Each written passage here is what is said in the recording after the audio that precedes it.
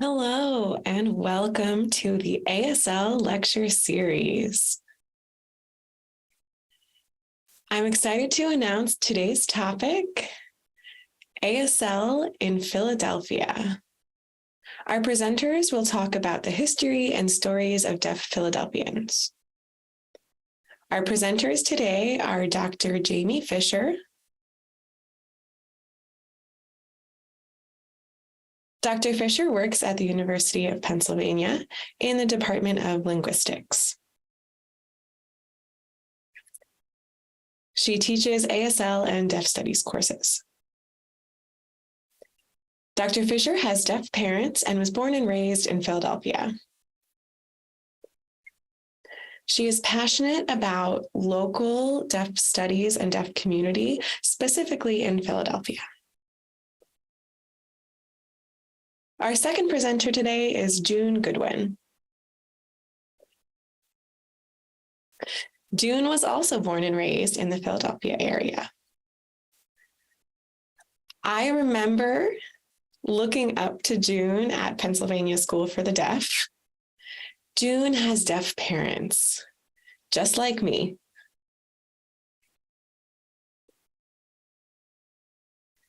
June has taught ASL at various schools in the Philadelphia area and is now a master lecturer at the University of the Arts in Philadelphia.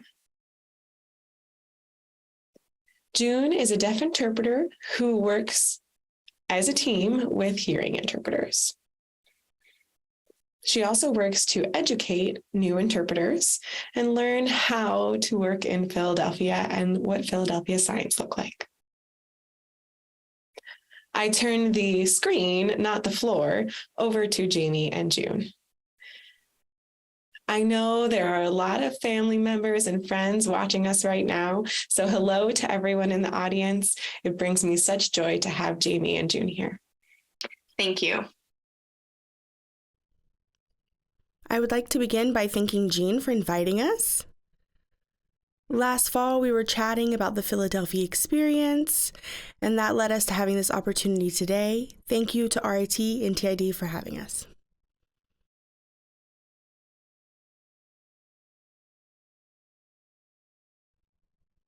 First, I would like to show you a video from the Philadelphia Sign Corpus.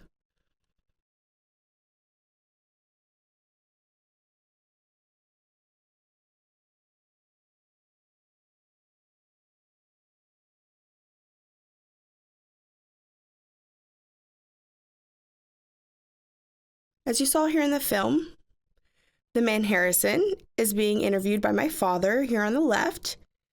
He asked Harrison why he signed star like that by poking his neck. Harrison responded he wasn't sure why he signed it that way. That's just what he picked up in the community. And that's what I love about this video, because it really highlights how people learn sign language from previous generations, from the environment, from their peers. And yes, that includes some variation as well.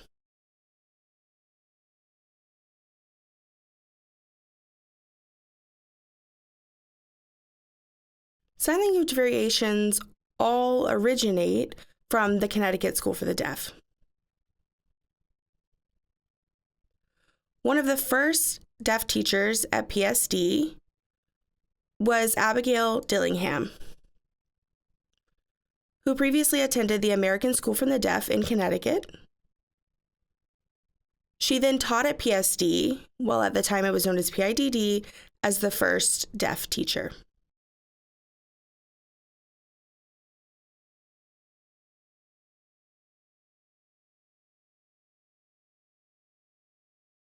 You can see other deaf students went on to establish or teach at other deaf schools, taking with them and spreading the original ASL from Connecticut to places all over the U.S.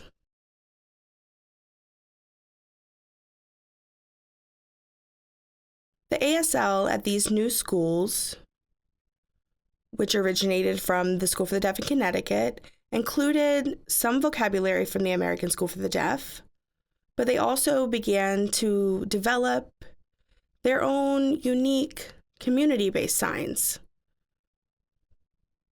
This led to variation and what we could call the new ASL. There are a lot of different histories. PSD is still standing today, but just exactly how it came about is different. So David was the owner of a pottery shop.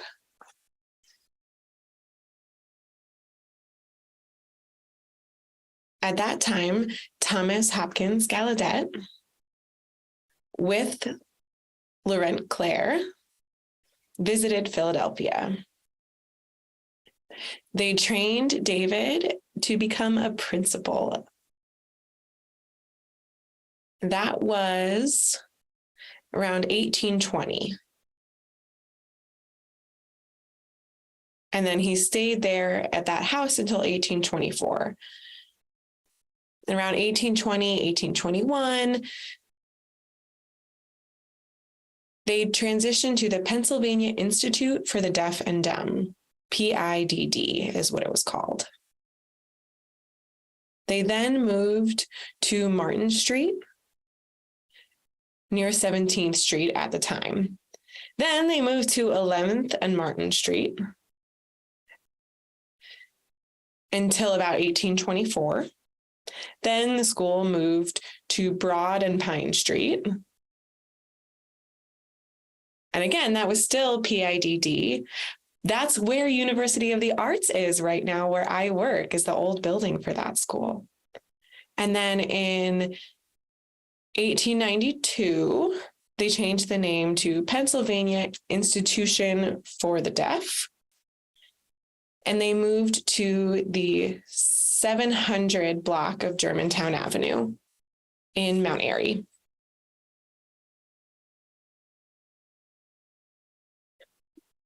The school was there until 1984 when it moved to Schoolhouse Lane.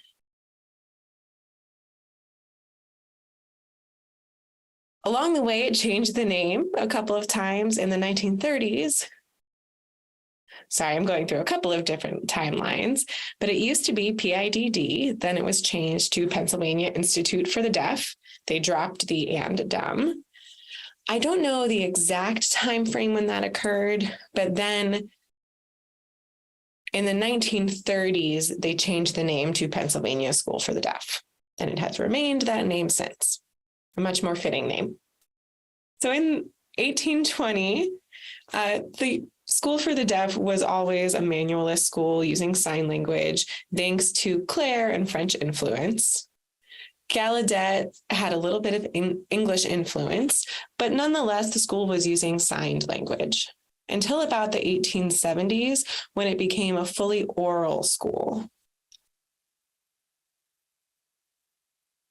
In the annual report in 1910, it was identified as an entirely oral school, regardless of what the kids were doing.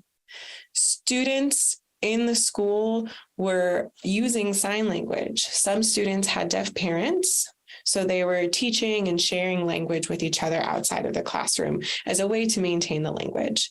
If it wasn't for that, ASL might not be where it is today. We might not have ASL.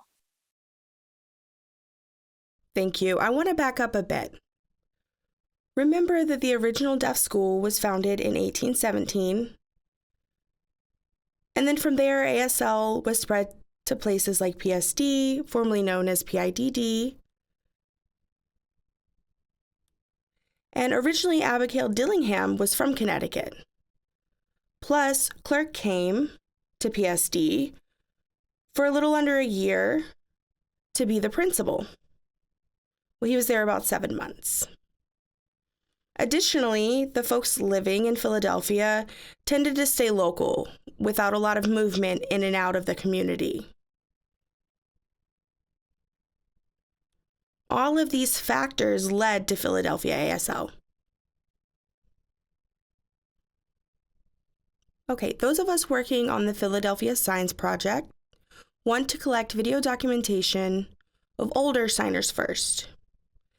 Then we can move on to including others. They tend to use some of the older signs and we want to make sure that we have those documented.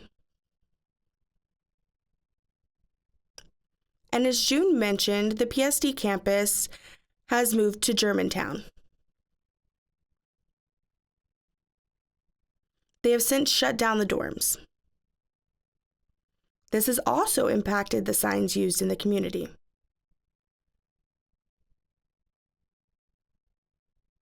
Also, people leave to socialize with other communities more now, such as people may be attending to Gallaudet.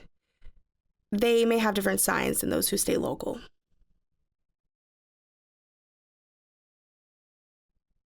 Previously, PSD was a residential school with dorm facilities.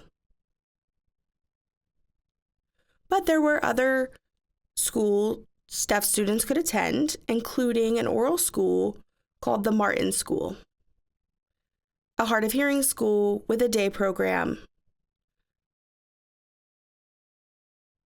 plus other schools in the Philadelphia area. So not everyone had access to PSD. And as we know, some deaf individuals have deaf family and have access to sign, while others do not, and in that case, learn via socialization. This campus is the Mount Airy campus. It's a beautiful property with buildings all over the place. There's Morris Hall for vocational work, Chrisman Hall. That's the sign that we use. That's an elementary school building. Wingo Hawkins Hall. We signed this. That was the middle school. Wissinoming Hall is signed like this, and that's the high school building. We also had an infirmary, a gym. The gym was named after the man who donated money for the building, and that's where students played basketball, hockey, and all sorts of other physical activities. It was a very important building for the school.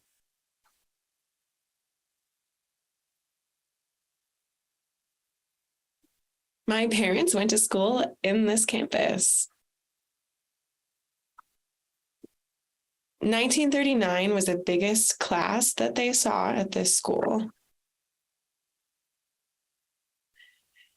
Hearing administrators decided to divide the school into 3. There was the A1 area that was deaf students, deaf and hard of hearing students who were able to use English fluently. A2 were deaf students. Well, of course, all of the students at the school use sign language, but from a hearing perspective, they divvied us up into these groups. The A2 group was able to use some spoken English, but not as fluently as the A1 group. And then the A3 group of students were where my parents were. Those were the mischievous, fun kids that didn't really use spoken English as much as the second and first groups. That year, in 1939, they had the largest graduating class from the A3 group.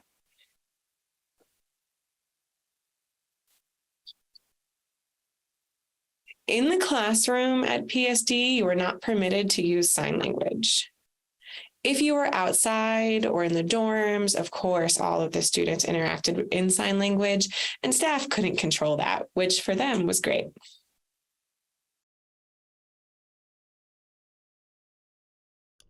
I just wanted to add that someone who participated in the project shared with us a story that we were able to document, stating that they were a part of the A1 group, but they were able to go into Morris Hall, where they had the vocational classes, and they were shocked to see all of the students signing during class. Plus, there were even deaf teachers. He was floored because in a lot of the other groups, that was forbidden. So that was interesting.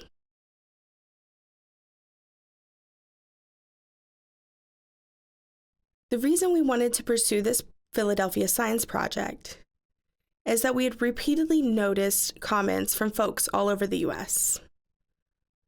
Well, in Philadelphia, we know signs being a part of the community, but people outside of the community, they say our signs are random or made up, and other comments like that about our signs. And we know that there are regional variations, but why do people talk about Philadelphia's sign language being so odd? So our desire to document this became the Philadelphia Science Project. This slide shows who is involved. Me, as I grew up in Philadelphia and have deaf parents, so I've been involved in the Philadelphia deaf community for quite a long time. Julia, a linguist at Gallaudet University. And Meredith,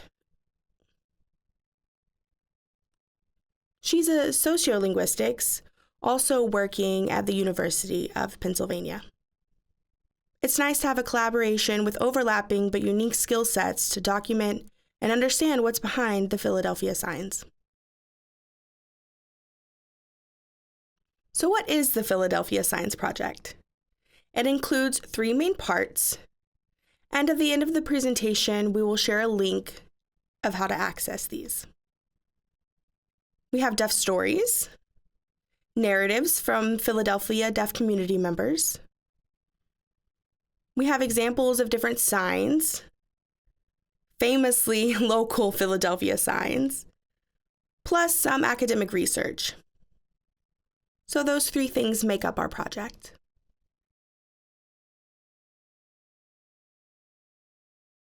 But I want to back up.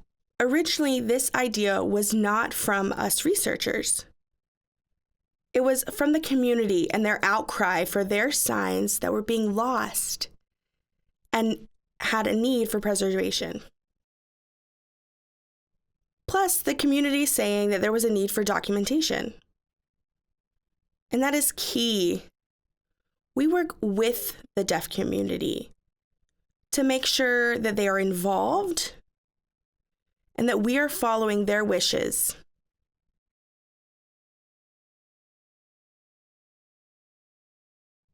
What is included in this project? It has a corpus that includes interviews of deaf participants chatting with older deaf folks.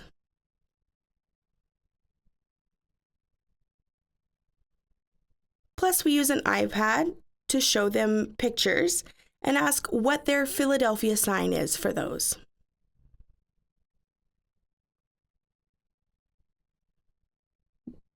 We include regular users of ASL from Philadelphia,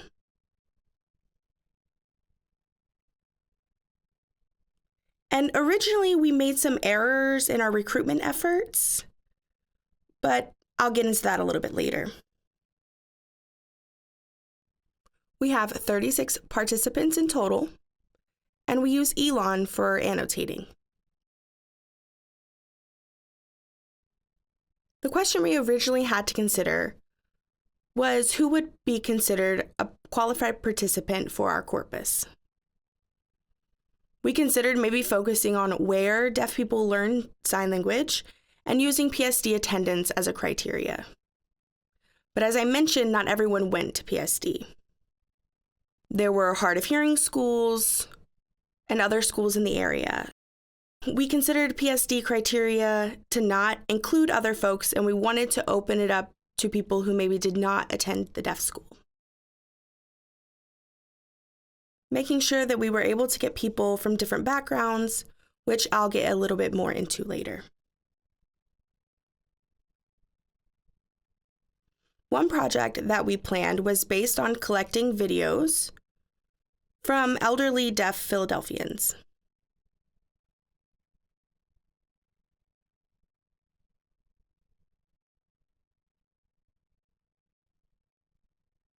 So we wanted to include folks ages 55 and older at the time of filming.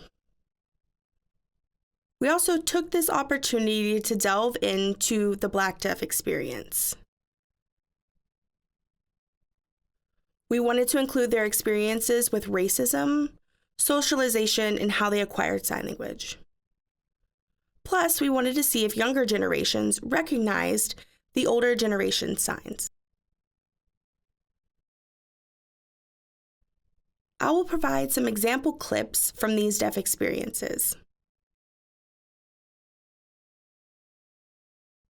This one touches on how PSD really attracted all deaf folks.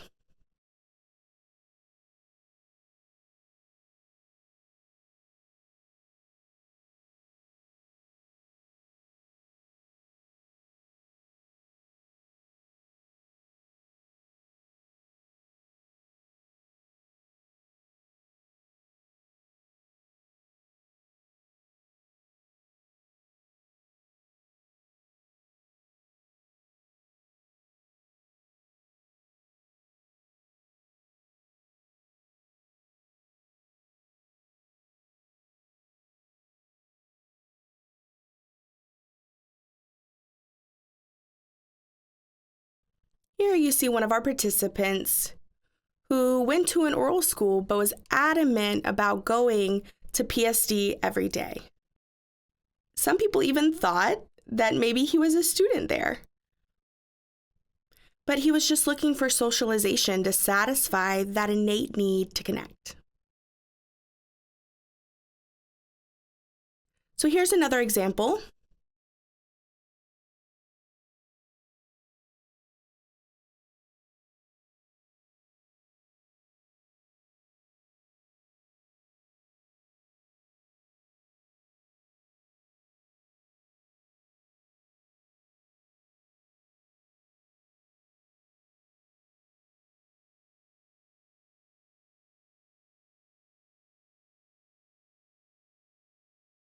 One theme that we noticed reoccurring in these videos is what folks are faced with when first going into the deaf school. And she talks about feeling taken aback because she was used to being in a day program and getting to go home daily, and then going to the residential school and being so overwhelmed and sad. That was a common theme. This is such a nice story where he shares his experiences related to World War II. I'll let him tell it. Before working for the war, I worked on farms. A lot of kids on farms went off to the war, and families were having a hard time getting people to work. I was deaf and couldn't go to the war, and I knew how to work with wheat and cotton. But how I got the job at Armstrong was because I had a car with bald tires. My car tipped over in the rain one day. And I was okay. I wasn't hurt. But I realized I could die with such bad tires. All 4 tires were bald. So someone suggested I go work for a company that was contracting with the government for airplanes and ammunition and military equipment.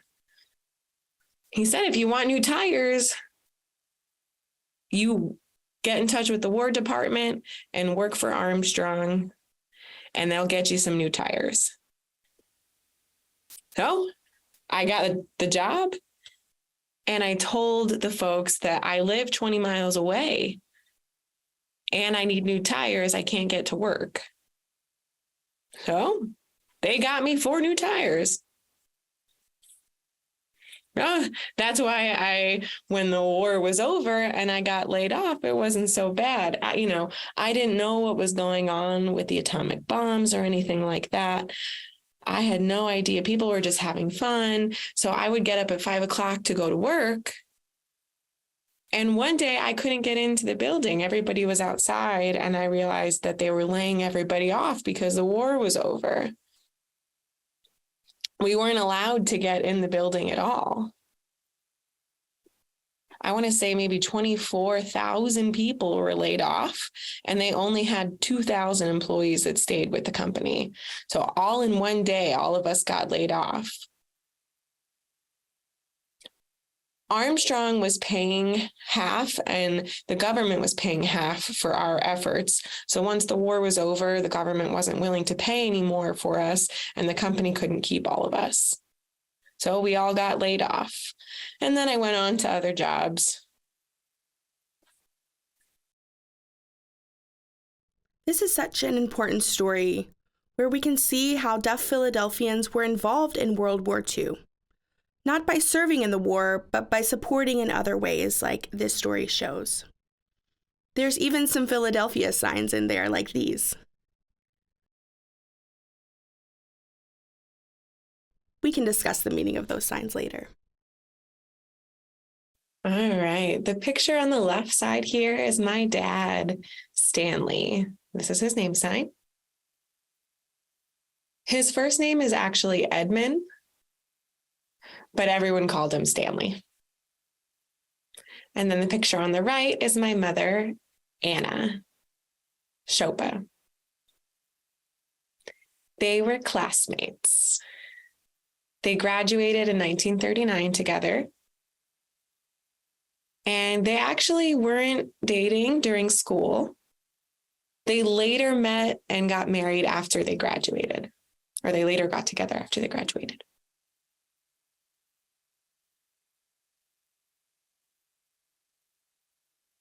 I have a couple of stories of how deaf people got to these schools. I'll share both my father's story and my mother's story. My dad went to a public elementary school in Doylestown, Pennsylvania.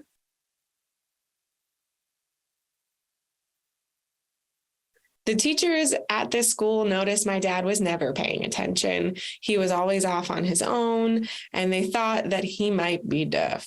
So I am very thankful to those teachers for noticing.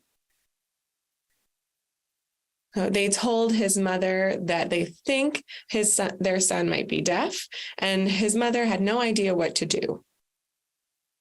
Luckily, the teacher knew about PIDD at that time. So she was able to instruct my grandmother on where to send my dad. My dad forgot, but in Doylestown, there's an area where people used to ride horses.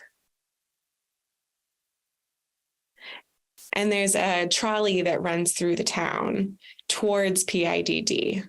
So my father will never forget, he took his trunk with him all the way to school.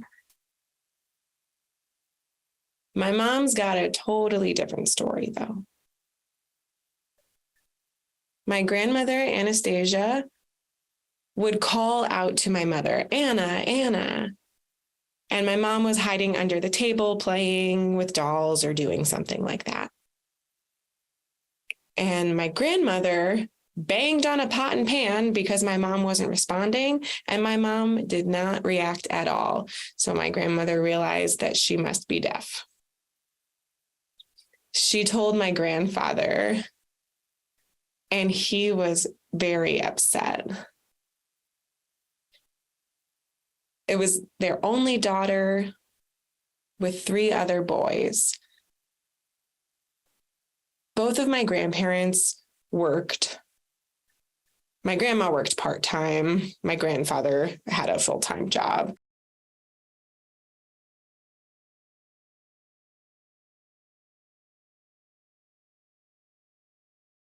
My mom went to school at a Catholic school and always got in trouble with the nuns. She was in a nursery and things like that. So they decided to keep my mom at home for a little bit. One day on Randolph Street,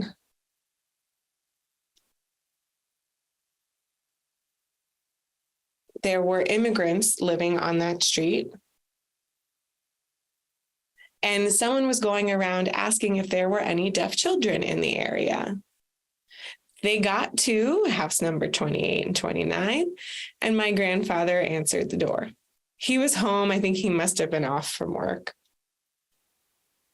And someone asked if they have any deaf children. And my dad was, yes, my daughter Anna is deaf, of course. And so they recruited her to a school that they were opening. My grandfather, of course, was upset about this because my mom would not be able to commute to the school. She would have to live on the campus. And then at Christmas time, she would be able to come home with her family. Then again, would go back to school until Easter, come home for a little bit, go back to school until summer. So she was only home during breaks. My grandfather was heartbroken about this. My mom remembers growing up, holding her dad's hand and her trunk, getting on the trolley and the rail to PIDD.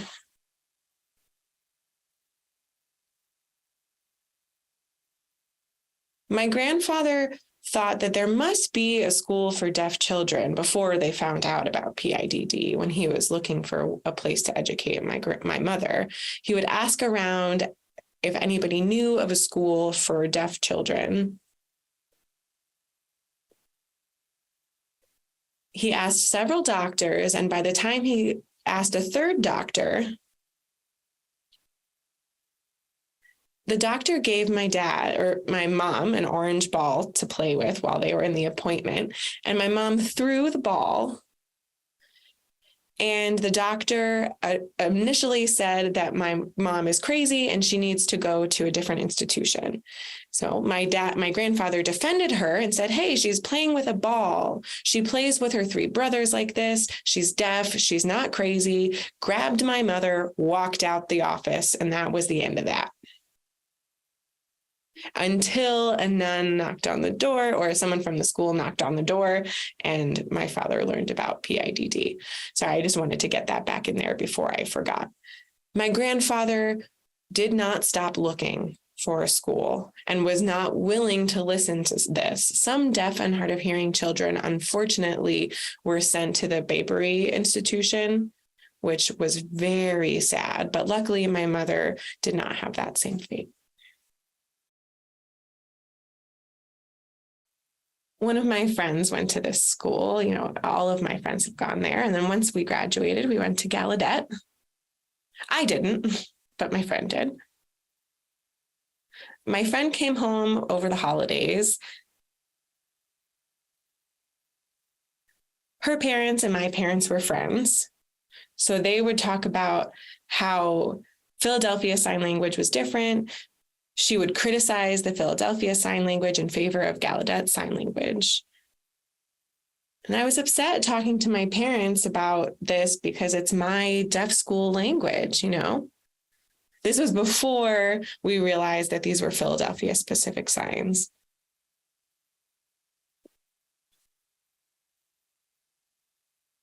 Later, my friend began to research this and didn't realize that they were regional signs and that she was criticizing our regional language and her own parents. So she did realize the error of her ways, and of course, her parents forgave her.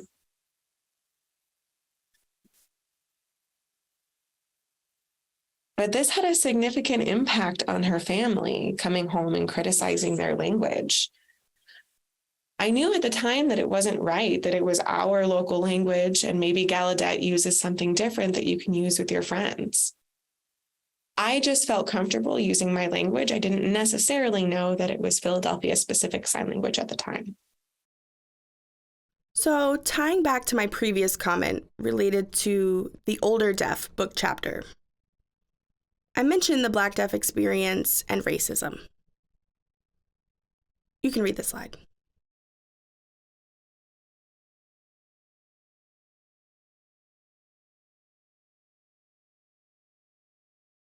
Very few Black deaf people attended PSD.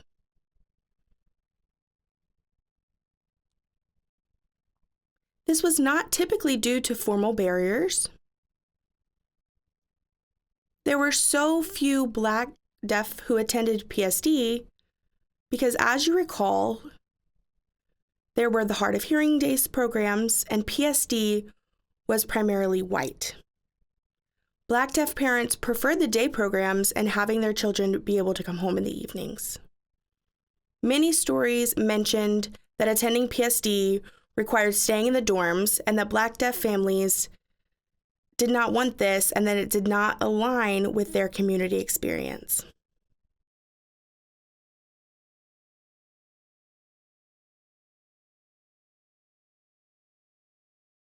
Some Black deaf students were not placed in the deaf school or the hard of hearing school, but instead they were placed in other locations, and some were even institutionalized. Or some were required to stay home and care for their families.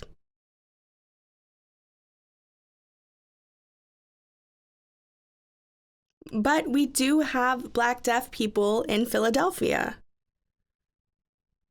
Maybe not in PSD, but in this photo of the Silent Social Club's first anniversary, you can see that there were Black deaf individuals who came from all over and attended this event in 1947. One example you can see here is of a former student identifying people. This is at Gallaudet.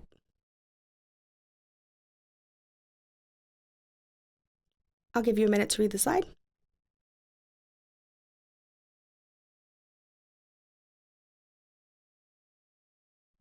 We had a few Black deaf people included in our documentation.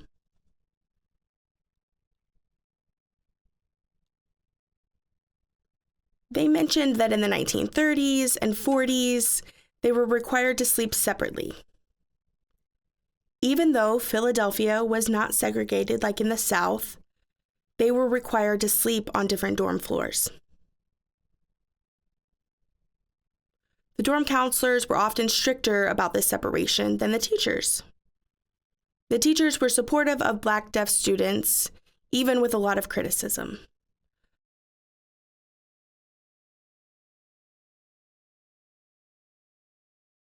Often they were not allowed to date interracially.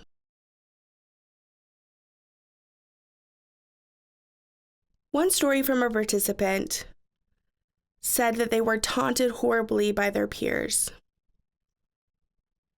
Their white peers would play pranks on them, like putting ketchup in their seat, and a lot of other terrible examples that they suffered through.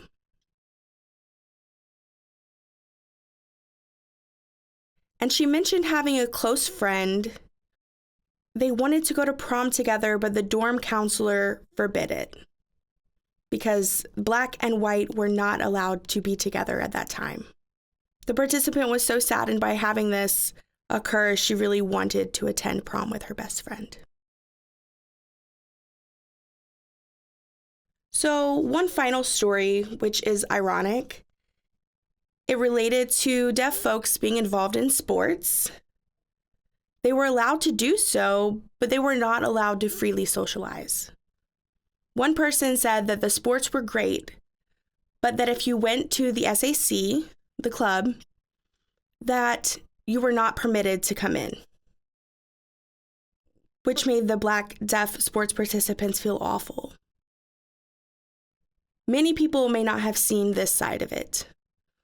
While people think that PSD just happened to be primarily white, there was really a lot of underlying oppression. Now, June is going to give us some examples of different Philadelphia signs.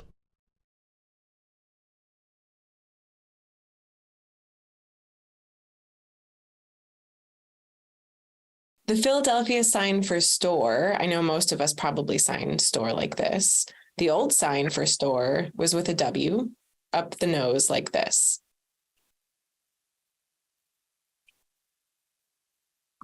We were able to identify why this was. A deaf artist whose name I don't remember painted a portrait of John Wagenberg, I believe was the last name, who owned the largest and a famous grocery store. Seems as though that artist gave this person the name sign around the 1920s. So that name sign became the sign for store. My parents graduated in 1939 and I graduated in 1970. And the sign that I used for store was different than what my parents used. I'm not sure why, but that's what happens with language, just like it does with spoken languages. Our sign was like this.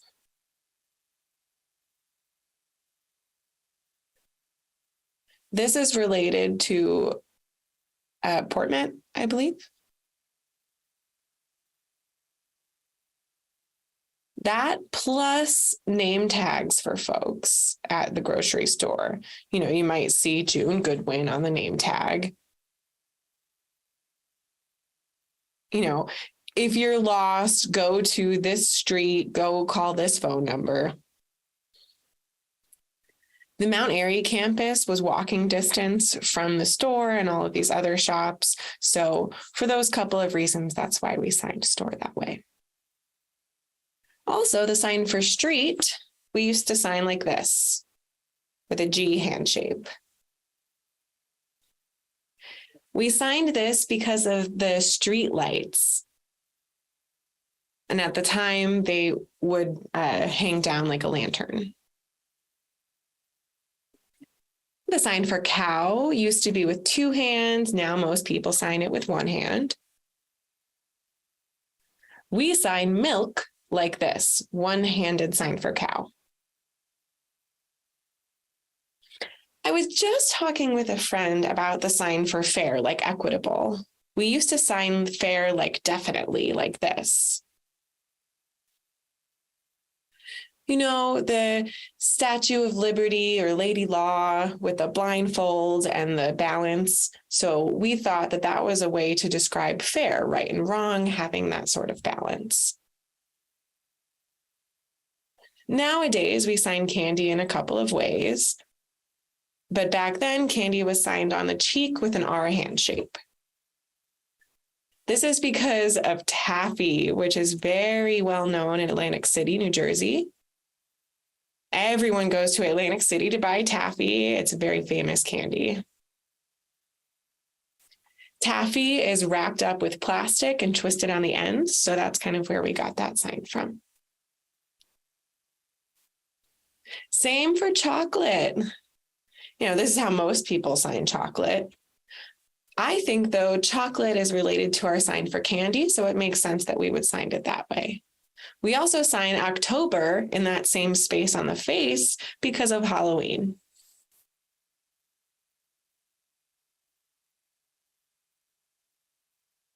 Also, the sign for student is like this because a student would be studying a lot. So it was similar to the sign for study. And that's how Philadelphians would sign that. And I think that covers a lot. Well, and this sign, don't forget. Oh, yeah. My mom would sign rain like this. Right. Thank you, Jamie. Yeah, and we saw that in one of the stories so about World War II. So I wanted you to mention it. Okay, so if we could jump to slide 34, please.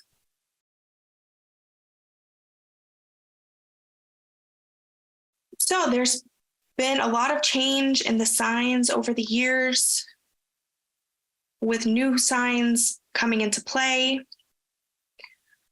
The reasons being for that is because the dorms closed and there were less deaf role models for the students. More students started to be mainstreamed. Plus, now we have the wonderful internet. We are able to meet others from other places.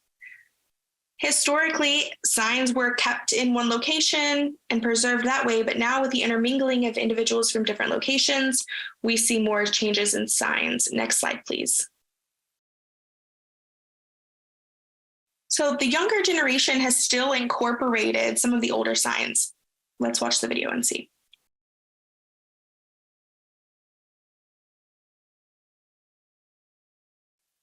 So the sign for peach, initially she mentions the old sign and then changes to the new sign.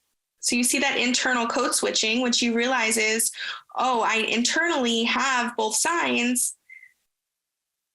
And she's trying to figure out which one to use in this setting. The sign for woman, The old sign for women being this. So sometimes you'll see a modification combining both signs. So sometimes the sign changes, but it's also the opportunity for them to be blended and new signs to emerge from that. So moving forward, our goal is to collect more participants and have more participants involved, because we wanted to broaden who was allowed to be a participant based on the age of sign language acquisition. The goal is to understand variations in generations and regions. And of course, we're going to continue to collaborate with the Philadelphia deaf community. We want to collect their stories and have them bring their stories and history and language to have that documented for all generations. It is so important for us in the Philadelphia deaf community to continue our Philadelphia signs for previous generations and future generations. If you or anyone you know, maybe yourself or your parents went to Pennsylvania School for the Deaf or the Martin School, anything connected with Philadelphia, please get in touch with Dr. Jamie Fisher. Jamie at upenn.edu. Her contact information will be on the next slide, but please do get in touch with us if you have any contributions to offer. Anything that you can collect from your community and share with Jamie is valuable information that we would like to document in our project to further document that Philadelphia Sign Language is still here. Yeah, we want to document, preserve, but also share with the community. Thank you. If you would like to take a photo of this, please do so now so you can connect with us.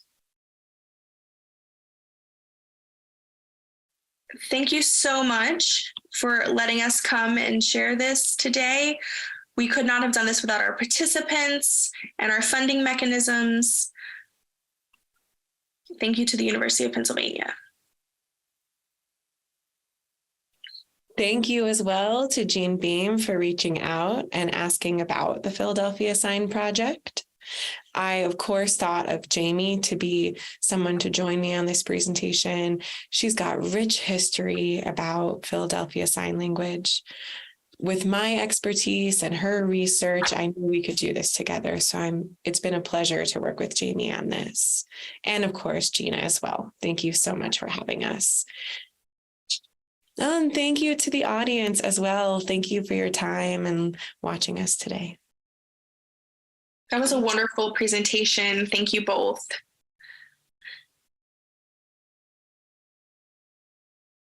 Do you remember this sign? January,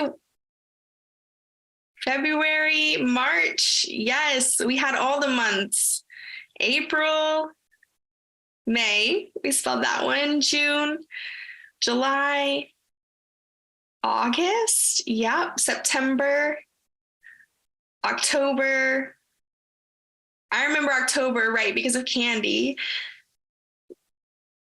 November and December. Wow, A+, Jean. Yeah, I definitely remember all of those Philly signs. So we're going to open the floor for questions and answers now. Do we have some questions? Okay, why did they add dumb? So dumb meaning can't speak, or dumb meaning dumb how we use it now? It just means that you can't talk. It used to be what we now say is mute. People would say dumb. We sign dumb on the forehead out of habit, but it really is signed over the mouth.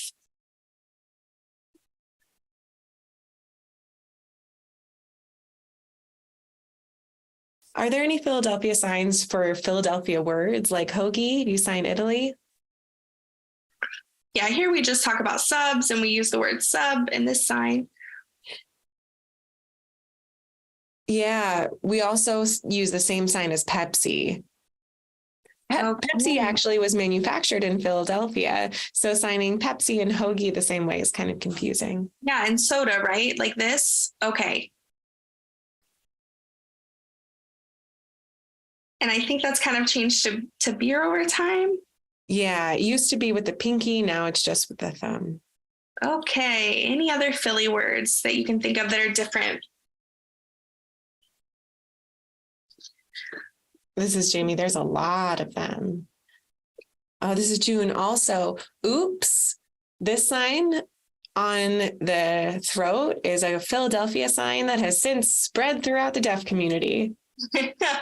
Awesome. And let's Super Bowl this Sunday. Let's go Eagles, right? Yeah, go Birds. Woo.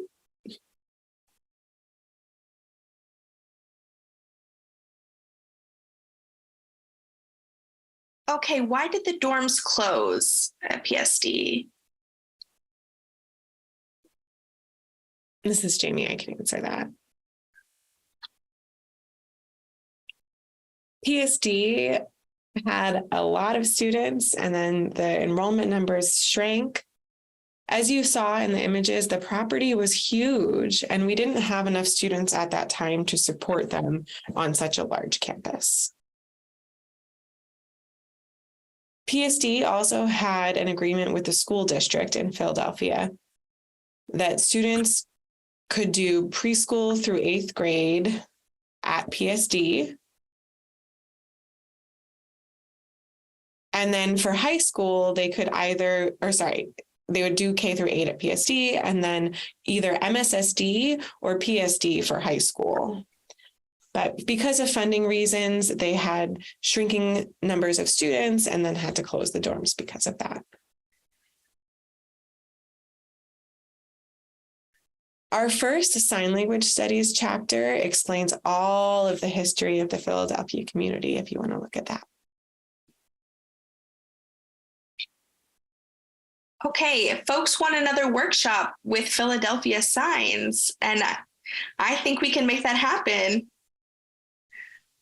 Oh, yeah, the three of us have already been in the works with that. We've already started talking about it.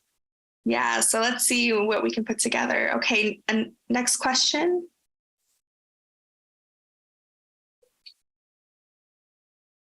So do different regions in and around Philadelphia, like Philly versus South Philly, are there variations within the city? Yeah, this is Jamie. Not as much that we know of. Most students went to PSD together, so they were concentrated in one area. But remember, Black deaf students were not always at PSD. Some Black deaf students learned sign language a little bit later or had a different type of sign language that they learned from their neighborhood. Maybe some people from PSD taught them, or they learned sign languages through church. So their language acquisition was different, which means that the discrete language or the discrete words that they used might be different. It's completely different from Black ASL, though. Within Philadelphia, though, we don't see much variation regionally, except for generationally, we do. We're currently working on comparing new and old generational ASL in Philadelphia and what that looks like. The one person who is trying to figure out the new sign or the old sign to Peach is part of that new part of our project. Yeah, I'm assuming if I went back to Philly, my signing style would change right back to that. Oh, yeah, you've got that in your heart already, Jean. Yeah. Okay, so time has ran out. We look for our next opportunity to meet again. Hopefully you guys can come in person next time. But a great thank you to both of you for coming to present. Yeah, thank you for having us. Thank you so much, Jean. Please keep in touch. Take care, everyone.